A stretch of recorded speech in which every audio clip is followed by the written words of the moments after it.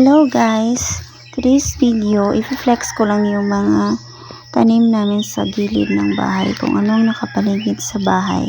So may garden akong maliit, yan may mga tanim na gabi, may kakao, may kamuting kahoy, sari-sari yan sila.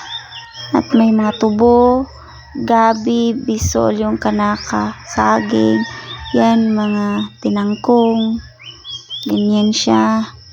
Yan kamuti, kangkong. Yan ang may aso din kami. Ayan, may mga sili. May mga sibuyas, dahon. Yan ang naitanim ko simula nung pagdating ko. Galing sa ibang bansa daw. May talong din ako. Ayan, may sibuyas, may okra. Yan lang yung tanim ko. Yan, may mauulam na ako kahit wala akong pera. Gulay-gulay lang ako. Yan, may okra. Yan, may bunga na yung okra ko. Tapos, may kapayas din ako dun sa gilid. Hindi ko nakuha na ng ano. May malunggay. Yan. At saka ampalaya yan sa gilid. May ampalaya. May mga bunga yung ampalaya. Yan, tinakpan namin para hindi kain ng insekto. Yan dyan. Palaya yan. Ang palaya.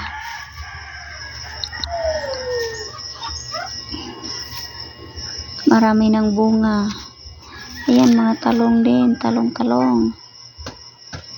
Marami na ring bunga. Yan. Ganyan lang yung kasimple ang ano namin. Pamumuhay dito sa probinsya. Mga fresh yung gulay namin. Organic. Tsaka may bayabas kami. Ayan, may bayabas. Tsaka, ayan, pinya. Maraming pinya. Maraming pinya yan. Yan na, mga fresh fruits. Fresh. Daming pinya na kahilera sa gilid ng bakuran. Pinya kayo dyan.